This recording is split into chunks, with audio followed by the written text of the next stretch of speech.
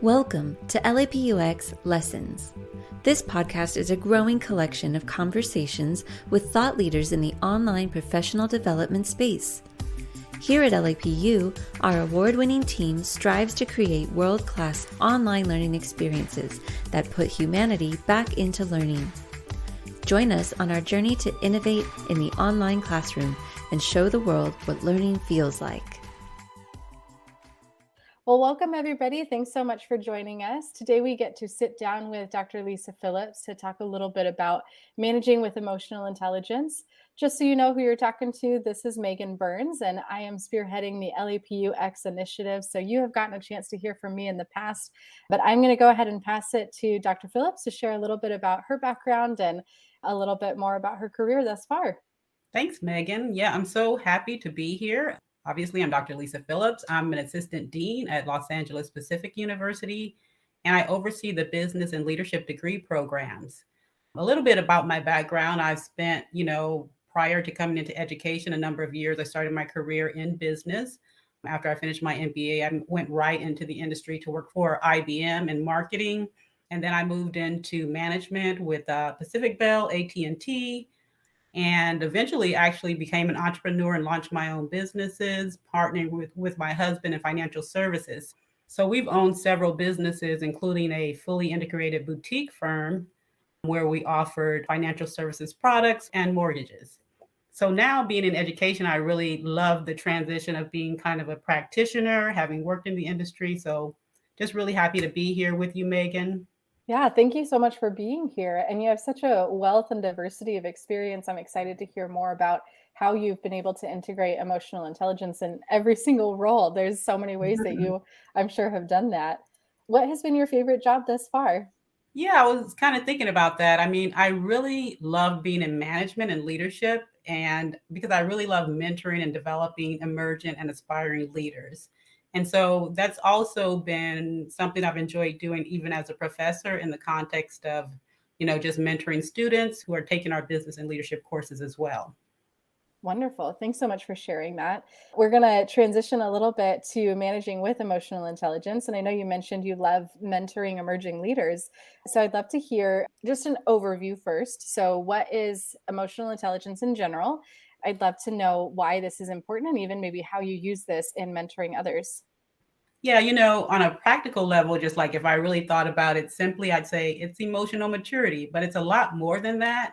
Goldman, who developed the whole idea around emotional intelligence, there's 4 specific domains, and within each domain are specific competencies. So those 4 domains are self-awareness, self-management, social awareness, and relationship management.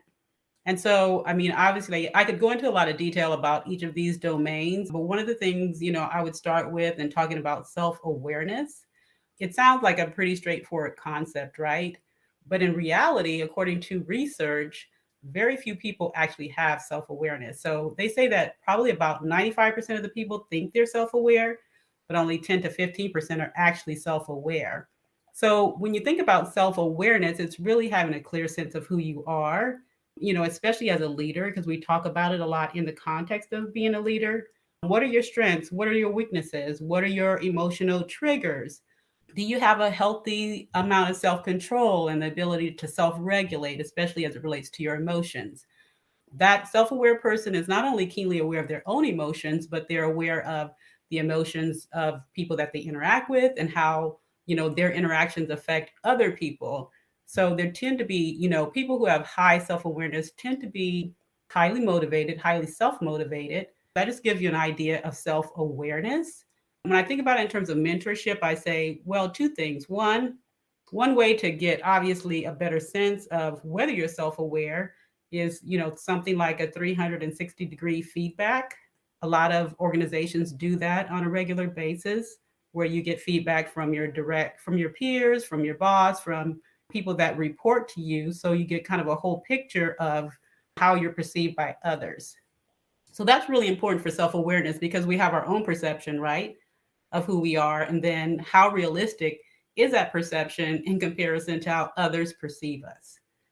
The thing that I love about mentorship is that that's one way to really become more emotionally intelligent, is to have mentors who model those behaviors, who you can watch, who can even share feedback with you about ways that you can develop your own emotional intelligence. So I'm going to pause for a minute because there's other, like three other domains, and I don't want to just talk on and on, but I know that we'll probably talk about some of the other domains, a little bit further in our conversation.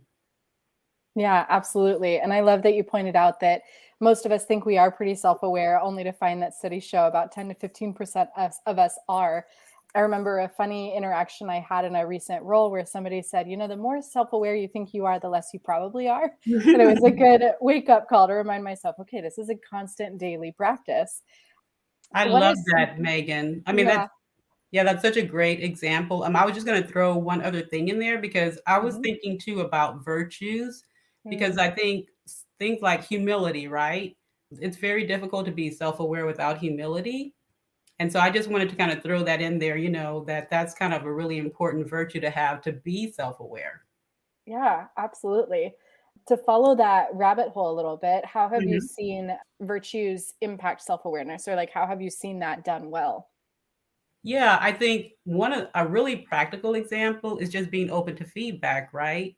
Whether it's formal in, your annual or quarterly feedback that you have with your boss, or whether it's just in a collaborative setting where you're working in a team with other people and maybe they're giving you feedback. I've seen people who are so really just positive and really open to feedback, or whether you're coaching people or whether you're managing or leading others or mentoring other people, the people that are most open to that feedback, their growth is like phenomenal, right? They're so open and wanting to know more, like, how can I do better? That's one way where I really see it being leveraged, where they're like really wanting to know, they're not defensive, they just really want to receive that feedback. Absolutely. And I love that you mentioned the 360-degree review. I think when it comes to feedback, it can feel really vulnerable and really hard Yes, to ask for the feedback. It feels a little bit yes, like, I don't absolutely. I don't think I want to know. But how would you recommend getting better at receiving feedback, or how would you recommend getting over that vulnerability hump? Obviously, like 360s tend to be more formal, but getting in the habit of like just asking, initiating that question with people, whether it's your boss or peers. Let's say you made a presentation or you just had some interaction and say, hey, can we just take a few minutes? I just want to get your input, and just kind of getting in that habit, it makes it more comfortable to just like initiate it, not always waiting until you have some formal review to get feedback. Right. One of my old supervisors used to tell me that I could rely on her feedback, whether it was good or bad. I Mm. shouldn't say bad, I guess constructive, that there was freedom in receiving feedback, because ultimately, as a worker, it's helpful to know that you almost have bumper lanes that are going to help you understand when you're doing your job well and where you need to improve. So she told me, just relax into your role and trust that I will give you feedback when you need it, and to ask for feedback when you feel like you're uncertain. And I found so much freedom in that. It was such a mindset shift for me. I love that approach, that she's saying, hey, if I have something to share with you, I'll share it. So don't feel like you're going to get surprised at some point in time. There's nothing worse than having a quarterly performance review and then you're surprised by what your manager is telling you. Like, wow, it actually creates trust, right? Which I think is an aspect of kind of an outcome of emotional intelligence, that trust. And then that honesty and integrity, and even the courage to have those difficult conversations, like when it's really rooted in care and concern for the person, and then you can say, and then they can be open to it. And I think that's the flip side of it, for the person who's giving the feedback, that the person really knows that they can trust you, they know that you really care about them, and then it can be better received. Absolutely. I think part of what you're talking about in this feedback process is flexing the muscle of social awareness and even self Yes. management. I'd love to hear you share a little bit more about those two aspects of emotional intelligence. Yeah, yeah, that's great. I mean, a great segue. Thinking about social awareness, we know empathy is, right, an essential kind of aspect of that social awareness. It kind of aligns with when we talk about having emotional intelligence versus not having it. Empathy is like one of those things, if you don't have it, you're not going to be very effective, in terms of social awareness. And so that empathy ranks really high in terms of leaders who master empathy are much more effective in coaching and engaging others. And it has to do a lot with listening, right? Like, I really see you and I really hear you. And when you feel seen and heard, that's one of the greatest examples of empathy. Yeah, I totally agree. And it's feeling seen and heard as you wish to be seen and heard too, right? That It's is, knowing that, yeah, yes, somebody is listening to hear for who you want to be, not necessarily what their agenda or bias is. absolutely. That you're perceived, in the right way in terms of whatever your motives and intents are. Yeah, that's really important. Yeah, that benefit of the doubt is collaborative.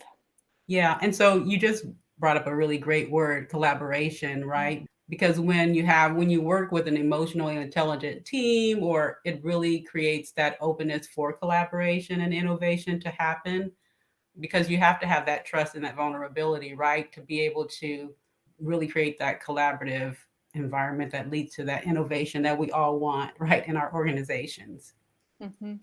Right, and that trust has to be there in case there is disagreement, right? Because if the trust isn't there, you might not be willing to give the feedback that the project is maybe going a little bit awry or is not quite right.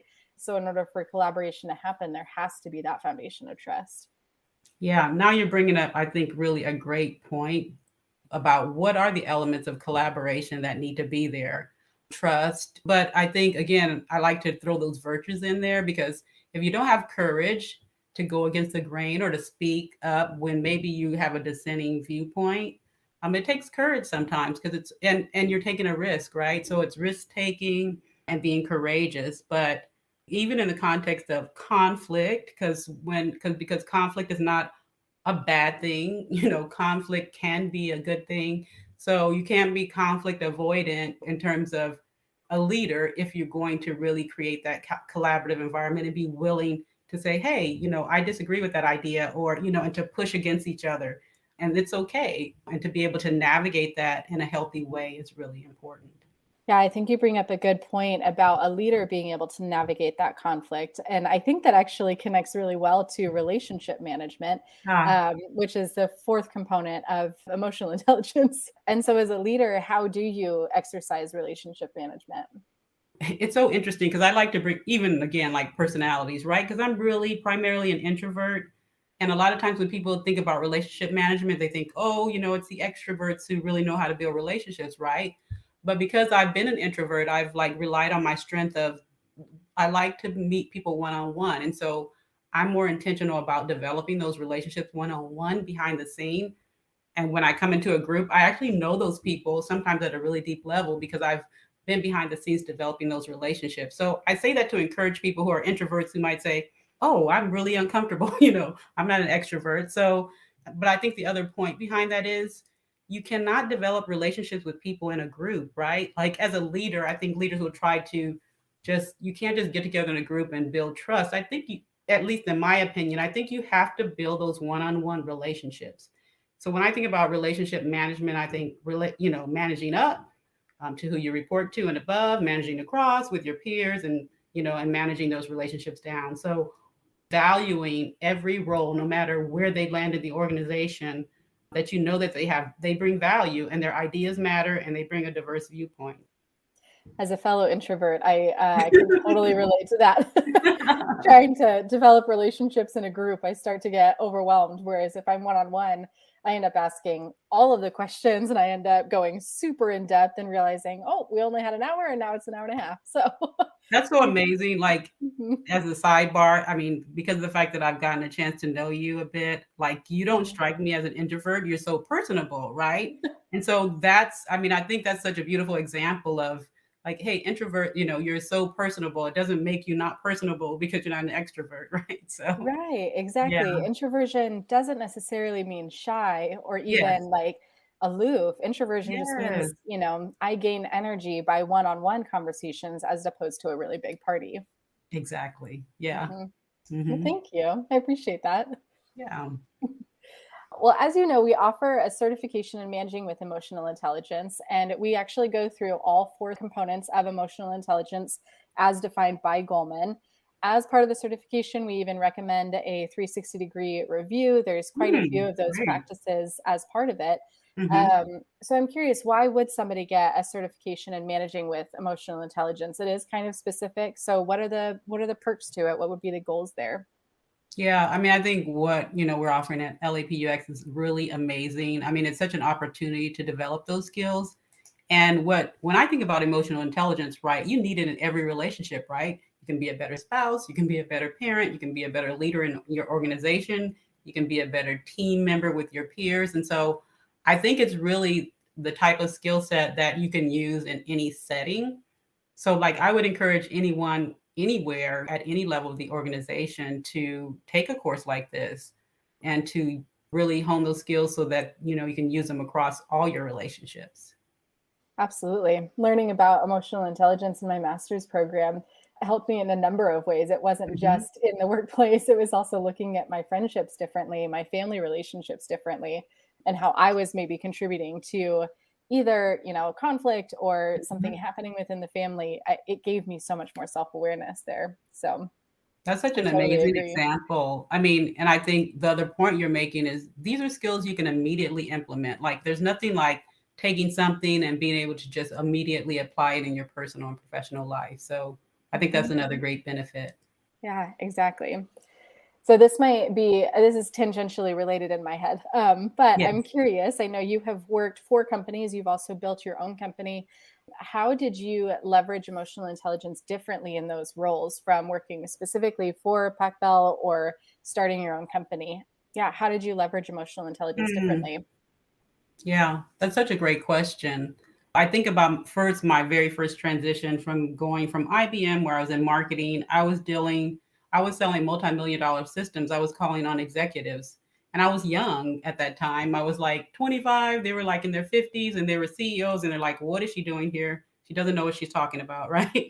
So, me being aware of where they were and being able to like really understand how they felt dealing with me, like all the challenges. And so, I had to really work hard to build that credibility, but I also had to be aware of their mindset as an executive and how they felt about dealing with someone, say, who is younger, who is inexperienced, and how could I really demonstrate to them that I brought value, right, to what they did. And so that was one aspect. But then when I left IBM to move into management, I was really nervous about leading people and so I actually reached out to people that I knew from grad school who kind of mentored me along the way who were already in leadership roles to say, what do I do my first 90 days or my first 6 months? And it was so interesting because that's how I started my career, like building those one-on-one relationships. So when I started the management role, I took every single person that reported to me out to lunch to get to know them like my first several months. They were so shocked.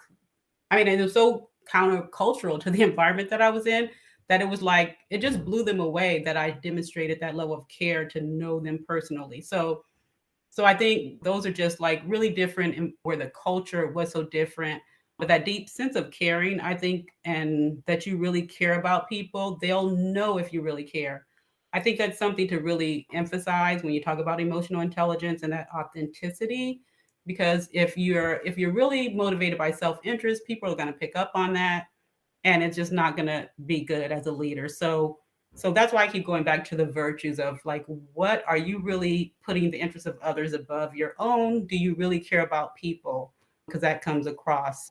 When I did launch my own business, I also had the opportunity to hire the people that were like minded, that were really passionate. So obviously you can kind of have a little bit more opportunity to create the kind of culture you want when you can specifically hire the people who are really committed to that mission. And it's a little bit more difficult, right, as the organization grows. So it was a smaller organization, just 20 people. So it was a little bit easier to kind of create the culture you want. But in a larger organization, you have to have that visionary leadership to take, let's say I'm not the executive, but I still can take the vision of that leader and I can translate it to my level. And that's what I do even in my role now. I take what the president's vision is. I use all those same kind of words and I translate it at our level to give the people, the faculty, the motivation to see what our level of commitment is to the students, how passionately we care about the success of our students. And so I think that's really important to take the vision and translate it at your level so that people can buy into that. Absolutely. And I love that what you're describing is almost like turning the hierarchy on its side. So Mm, instead of traditionally, I serve the president or I serve, and then I have employees that serve me as their supervisor or vice versa. In a sense, you're just pulling that hierarchy on its side and saying, I serve everybody, those people next to me and the others that are on my other side. Because ultimately the vision just has to sound different, or the story we tell about the vision sounds different depending on who we're talking to, but the hierarchy doesn't really matter when it comes to the vision. Does that that's sound a about beautiful right? example. Yeah, I love that. Mhm. Yeah. Well, I have one last question for you. Okay. And I'm curious, how can you leverage emotional intelligence to handle conflict? I know leaders often find themselves in scenarios where maybe things feel sticky or even spicy, to use language from another company I've worked for. But when it comes to conflict, our first reaction sometimes can be to avoid. I don't want to rock the boat. I don't want to make waves. But knowing your background, I'm sure that you have had moments when you do need to exercise that emotional intelligence, like you were sharing walking into a boardroom, where they're looking at you like, what are you doing here? I can relate to that. So how do you leverage emotional intelligence, not just for yourself, but also in navigating conflict? Hmm, that's a great question. There's two different scenarios that pop in my head when you say that. One where you're creating the conflict, right? Because you're really the one bringing up that difficult conversation versus where you're in the midst of an exchange on a team where there's conflict. So I think so first when you're the one creating the conflict, the foundation of courage is important because the risk is greater depending on whether I'm dealing with a peer versus if I'm telling my boss, right? So I think it really comes back to like being able to really listen and really being empathetic, being able to put yourself in the shoes of the other person. So if I'm really taking a big risk, and let's say it's my boss, then I have to come with a great deal of humility, when I address the issue, but I have to be really have clearly identified what that issue is and be able to articulate it and with specific examples, not like, oh, you did this, that hurt my feelings, or whatever the case I might be saying, but instead, here's a specific example of what occurred, and this is how I perceived it. So kind of taking it from that way of this is my perception of it and just giving them an opportunity to respond and being kind of open to that response. I think of more instances where I was probably creating the conflict because I'm really like I'm that person who I think over the years and maybe the stage of life, I'm like not afraid to have those difficult conversations.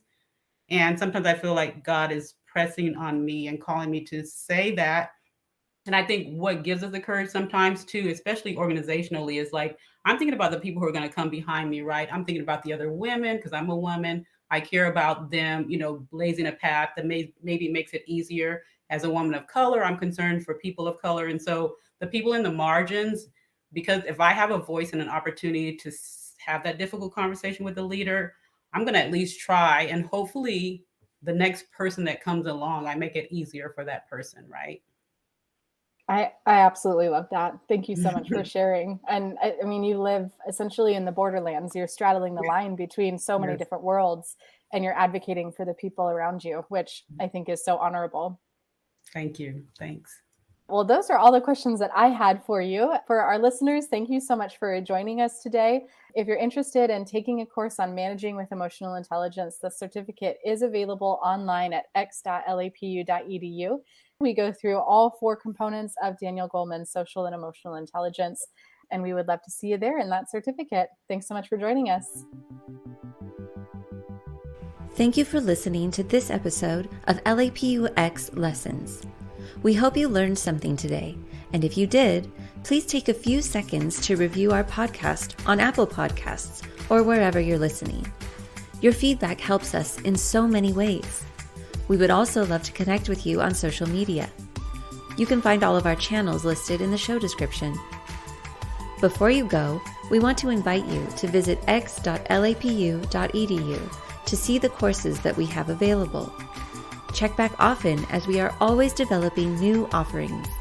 Or you can subscribe to this podcast where we will announce and feature new courses as they become available. That's it for this episode. So remember, this is what learning feels like.